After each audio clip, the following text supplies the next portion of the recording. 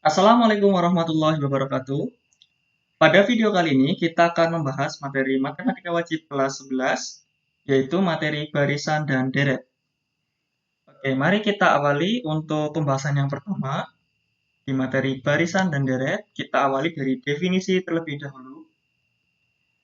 Jadi yang dimaksud dengan barisan bilangan adalah sekumpulan bilangan yang memiliki pola tertentu. Ya, dari dalam hal ini ada beberapa kata kunci ya yang bisa kita dapatkan, yaitu ini ada sekumpulan bilangan ya, kemudian dan memiliki pola tertentu. Jadi dikatakan barisan bilangan jika dia punya pola tertentu ya dan terdiri dari beberapa bilangan. Contohnya, barisan bilangan 1, 4, 7, 10, 13, dan seterusnya. Kemudian yang berikutnya ada 48, 24, 12, 6, dan seterusnya. Nah, perlu dipahami bahwa notasi dengan 3 tanda titik yang berurutan ini maknanya adalah dan seterusnya ya. Ini maknanya dan seterusnya. Nah, jadi kalau ada notasi seperti ini, itu artinya dan seterusnya. Jadi untuk menyingkat ya, menyingkat barisan biasanya ada notasi seperti ini. Kita cek atau kita lihat dari dua contoh ini untuk melihat polanya. 1, 4. 4 ke 7, 7 ke 10, 10 ke 13. Ya, ini jelas polanya adalah ditambah 3 ya dari setiap suku-sukunya, setiap bilangannya. Ke belakangnya itu selalu ditambah dengan 3. Nah, ini pola tertentu yang dimaksud.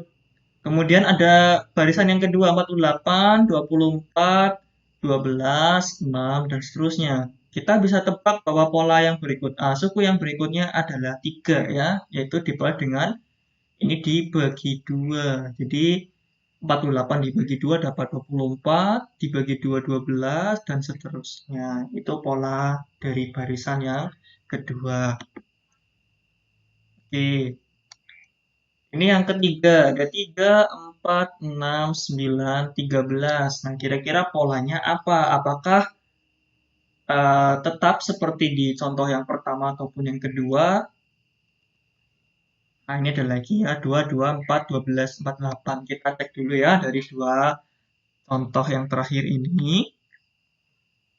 Nah, ini cukup menarik. Jadi, soal-soal seperti ini akan sering kalian temui di soal-soal psikotes, soal tes potensi akademik, bahkan di tes IQ ya. Jadi cukup sering nanti kalian jumpai. Termasuk ini ya, tes masuk atau seleksi pekerjaan misalnya melibatkan bentuk soal seperti ini. Kita lihat ya untuk yang barisan ketiga, ini ada 3, keempat, 6, 9, 13, dan seterusnya. Nah, kita akan coba bahas ya karena cukup menarik menurut saya.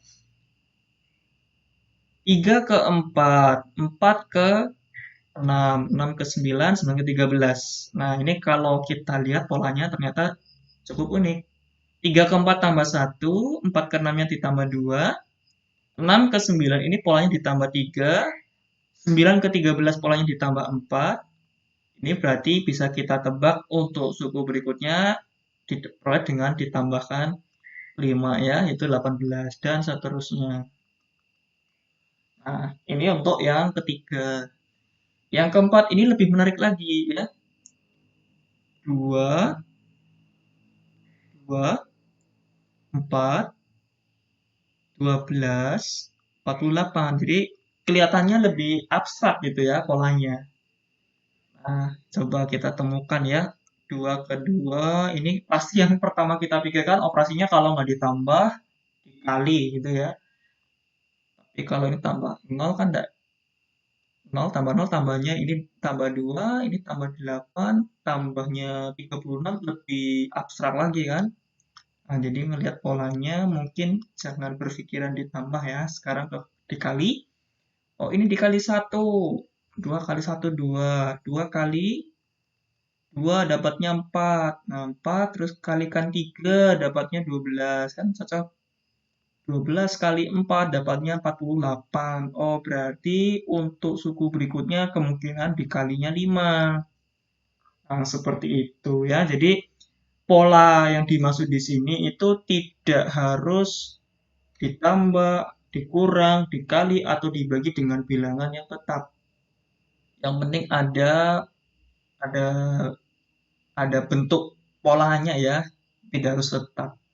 Ini kan ditambah 1, tambah 2, tambah 3, tambah 4, tambah 5, dan seterusnya. Oke, lanjut. Nah, ini yang dimaksud barisan bilangan. Nah, bedanya apa dengan deret bilangan? Jadi, kalau deret bilangan ini menyatakan jumlahan dari suku-suku pada suatu barisan bilangan. Simpelnya begini. Jadi, pada deret bilangan ini, intinya yang semula bentuknya koma-koma, tandanya koma, pada deret itu identiknya dengan tanda jumlahan ya, jumlahannya. Nah, langsung saja. Jadi untuk yang akan kita bahas adalah barisan dan deret aritmatika serta barisan dan deret geometri.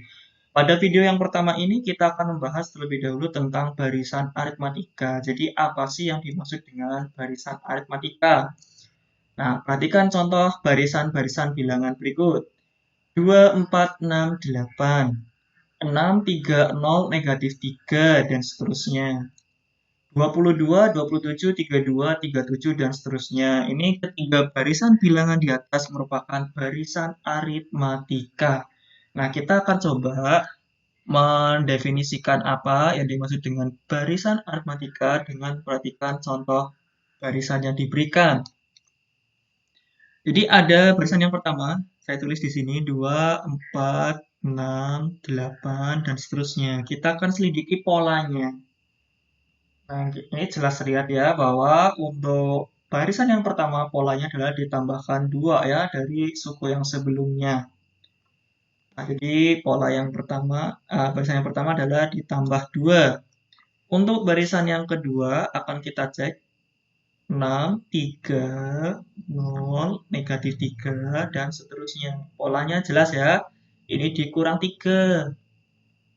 Nah, dikurang 3. Yang terakhir, ini ada 22, 27, 32, 37, dan seterusnya. Polanya ditambah 5 terus ya. Tambah 5. Nah, adakah kesamaan dari 3 contoh ini? Kalau kita perhatikan, kesamaannya adalah polanya ini selalu tetap ditambahkan atau dikurangkan dengan bilangan yang tetap. Nah, itulah yang menjadi ciri khas dari barisan aritmatika. Sehingga bisa didefinisikan bahwa barisan aritmatika adalah barisan bilangan yang memiliki selisih dua suku yang berurutan selalu tetap. Ya, jadi selisihnya selalu tetap. Yang selanjutnya, selisih tersebut kita sebut sebagai beda atau disimbolkan dengan huruf B. Ya, B kecil biasanya. Nah, keterangannya seperti ini. Jika barisan aritmatika suku-sukunya semakin besar, maka bedanya positif. Sebaliknya, kalau semakin ke kanan suku-sukunya semakin kecil, maka bedanya akan negatif. Terlihat dari contoh yang pertama dan yang kedua, ini bilangannya semakin besar, maka nilai bedanya positif. Sebaliknya di contoh yang kedua, bilangannya akan semakin kecil ya, maka bedanya nilainya negatif. Oke, ini untuk definisinya. Kita lanjut ke yang berikutnya. Jadi hal yang menjadi pokok untuk barisan aritmatika adalah rumus umum untuk menentukan suku ke n-nya. Nah, ketentuannya seperti ini ya. Kita memperhatikannya dari polanya. Suku pertama, jadi U besar ini kita bisa artikan sebagai suku ke ya. Kalau U1 berarti suku ke-1, suku pertama. Biasanya dinotasikan dengan A kecil. Ya, jadi kalau aritmatika, suku pertamanya A, bedanya B. Satunya berarti sama dengan A kecil. Suku kedua berarti diproyek dengan suku pertamanya ditambah B. Suku ketiga berarti A-nya tambah B tambah lagi B, berarti A plus 2B. Suku keempat berarti A tambah 3B. Dan seterusnya, ini terlihat. Kalau suku pertama, B-nya tidak ada. Kalau suku kedua, B-nya 1. Kalau suku ketiga, B-nya 2. Kalau suku keempat, B-nya 3. Artinya kalau UN, B-nya berarti 1 kurangnya dari N atau N min 1. Nah, inilah aturan yang digunakan untuk menentukan suku ke N dari suatu barisan aritmatika. Nah, mohon dicatat untuk bagian ini inti dari barisan aritmatika ya. Dengan A adalah suku pertama dan B adalah beda. N-nya menyatakan urutan sukunya. Adapun beda dari suatu barisan aritmatika dirumuskan sebagai, jadi beda itu kan selisih dua suku yang berdekatan. Jadi bisa dihitung dari U2 kurang U1 ataupun U3 kurang U2 atau U4 kurang U3 dan seterusnya atau UN kurang UN-1. Intinya selisih dari dua suku yang berdekatan gitu ya. Nah, ini aturannya untuk rumus-rumus suku ke N kita akan coba menerapkan di soal ya. Contoh yang pertama, diketahui barisan aritmatika 3, 7, 11, 15, 19, dan seterusnya sampai 95. Tentukanlah yang pertama suku ke-12, yang kedua adalah banyaknya suku. Nah, kita akan selesaikan yang pertama terlebih dahulu, menentukan suku ke-12. Terlebih dahulu, untuk menjawab yang ditanyakan, wajib cari tahu dulu nilai A sama nilai B-nya. A adalah suku pertama, terlihat jelas bahwa A-nya adalah 3. Bedanya, kita bisa lihat dari polanya atau dengan menentukan selisih dua suku yang berdekatan.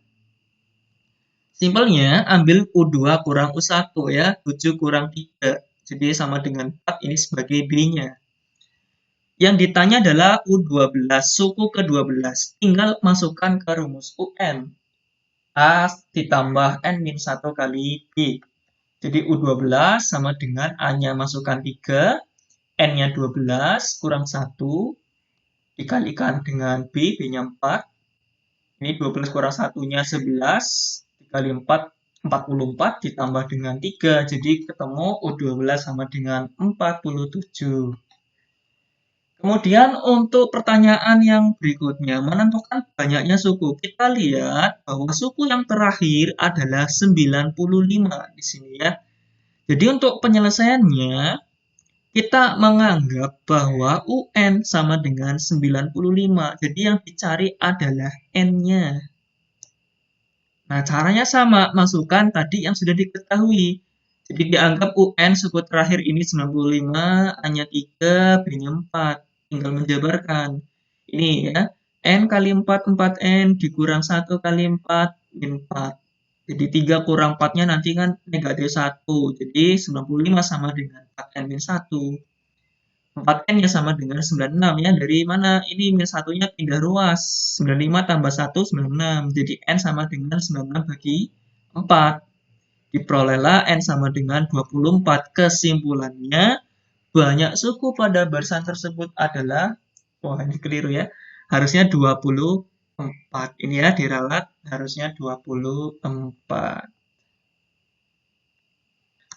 Nah ini diralat, harusnya 24. Karena ditanyakannya kan banyaknya suku ya. Banyaknya suku berarti 24. Lanjut ke contoh yang kedua. Diketahui suku ke-17 dan suku ke-8 suatu barisan aritmatika berturut-turut adalah 12 dan 39. Tentukan suku ke-25 dari barisan tersebut. Ininya kita tuliskan dulu yang diketahui dari soal. U17 ini dijabarkan menggunakan rumus umum suku ke N. Yang mana? Yang ini. Jadi ini dasarnya hanya menggunakan rumus UN saja ya dari tadi. Diingat suku ke N, UN ini rumusnya A ditambah N-1 kali B. Nah yang dipakai ini. Di hampir semua soal nanti menggunakan ini. Kalau U17 berarti kan N-nya 17 ya. Maka 17 kurang 1 jadi 16. Nah ini ya, sudah jelas ya untuk ini U17. Kemudian lanjut. Ketahui suku ke-8, U8 sama dengan 39, berarti kalau U8 N-nya 8, di sini 8 kurang 1, 7. A plus 7B sama dengan 39. Nah, langkah yang digunakan adalah menggunakan metode eliminasi dan substitusi. Nah, tinggal dikurangkan saja ya. Kenapa? Karena A-nya udah sama nih koefisiennya. Jadi tinggal dikurangkan, atau kalau kurang jelas saya perjelas ya di sini. Jadi ada A plus 16B sama dengan 12. A ditambah 7B sama dengan 39. Kita lihat ini A koefisiennya kan sama. Jadi langsung dikurangkan saja.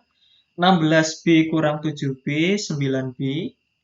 12 kurang 39 negatif 27. Nah, dapatnya yang ini ya. Ini tinggal luruskan saja. Kemudian dari situ akan diperoleh nilai B-nya, yaitu min 27 bagi 9 negatif 3. Substitusikan ke salah satu persamaan. Kita ambil dari sini persamaan yang pertama. Jika A plus 16B sama dengan 12, nilai B-nya diganti negatif 3. Nah, jadi negatif 3 kali 16, negatif 48. Dipindah ruaskan ke kanan, ya, jadi ketemu nilai A-nya sama dengan 60. Nah, intinya adalah kalau sudah menemukan nilai A serta nilai B, ya ini ada nilai B yang ditemukan terlebih dahulu serta nilai A, hampir semua pertanyaan yang lain akan bisa kita temukan jawabannya ya. Yang penting nilai A dan nilai B tahu.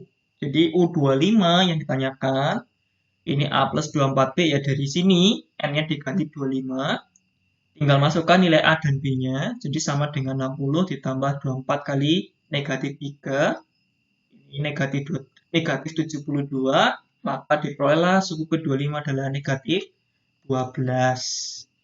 Oke, saya rasa cukup untuk video yang pertama. Kita lanjutkan ke video yang kedua, nanti akan kita bahas mengenai deret aritmatika. Terima kasih untuk perhatiannya. Sekian, Assalamualaikum warahmatullahi wabarakatuh.